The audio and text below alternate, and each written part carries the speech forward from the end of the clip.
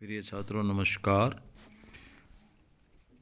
12th class की economics के कुछ महत्वपूर्ण प्रश्न जो छात्र किन्हीं कारणों से समय नहीं दे पाए या नहीं कर पाए, उनके लिए कुछ महत्वपूर्ण प्रश्न बताए जा रहे हैं। उन प्रश्नों को करके आप अपनी परीक्षा में अच्छा अंक ले सकते हैं। तो ये प्रश्न मैं आपको दिखा रहा हूँ, देखिए। पहला प्रश्न है आर्थिक समस्या के कारण। दूसरा है अर्थव्यवस्था की केंद्रीय समस्याएं। तीसरा प्रश्न है तटस्थ वक्र क्या है, इसकी विशेषताएं।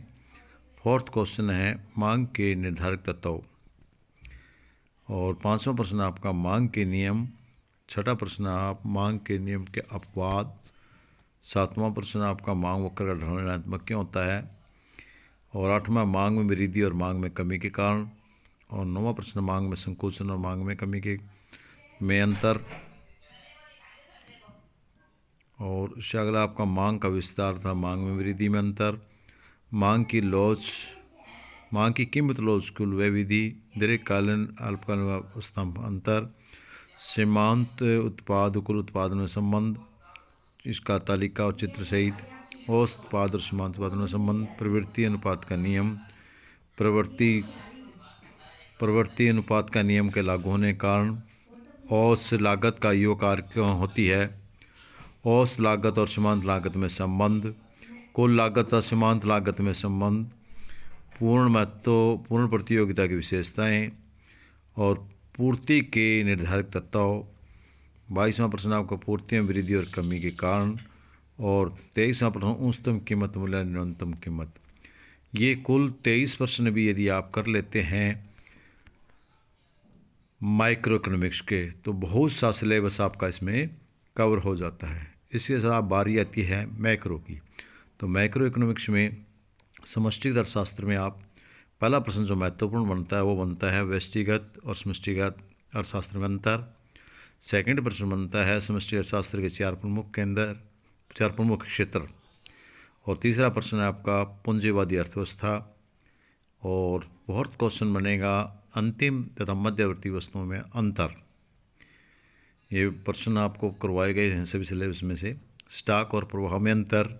आय के चक्रीय प्रवाह का 3 क्षेत्रीय मॉडल, इसमें 3 महत्वपूर्ण हैं, वैसे 4 क्षेत्रीय मॉडल भी और सभी मॉडल कर लेने आपने, लेकिन 3 क्षेत्रीय सबसे महत्वपूर्ण है।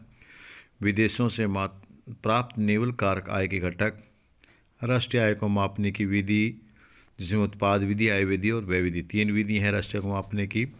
और तीनों विधियां अलग अलग कोड में आने की पूरी संभावना है।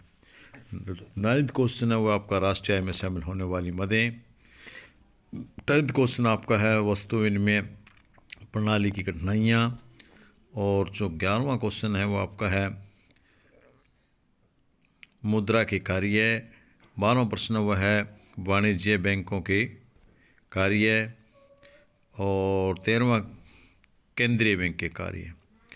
ये वाणिज्य बैंक के कार्य किसी कोड में हो सकते हैं, तो दूसरे कोड में केंद्रीय बैंक के कार्य हो सकते हैं, और किसी और में मुद्रा के कार्य हो सकते हैं। इन तीनों में से एक क्वेश्चन 100% आपके पेपर में होगा।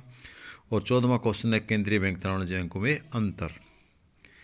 और पूर्ण रोजगार था अल्प रोजगार में के संतुलन में अंतर। पूर्ण रोजगार क्या और अल्प संतुलन, उनके संतुलन में क्या अंतर होता है। गुणक तथा उपभोग प्रवृत्ति का संबंध। सरकारी बजट क्या है, इसके उद्देश्य और कार्य। और अगला कर से क्या अभिप्राय है, कर की विशेषताएं। इसके साथ साथ व्यापार शेष तथा भुगतान शेष में अंतर।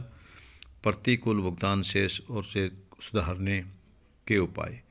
इसमें से जो मैक्रो इकोनॉमिक शेष के 20 क्वेश्चन और माइक्रो के 23 क्वेश्चन यदि आप कर लेते हैं, तो आपका लगभग सारा सिलेबस 3 अंकों वाला और 4 और 6 अंकों वाले प्रश्न इनमें से बनते हैं। और इन सब 6 प्रश्नों को करके भी आप जो कठिन मेहनत नहीं कर पाए वो छात्र करके भी अपने सिलेबस को पूरा कर सकते हैं और अधिक से अधिक अंक प्राप्त कर सकते हैं। धन्यवाद।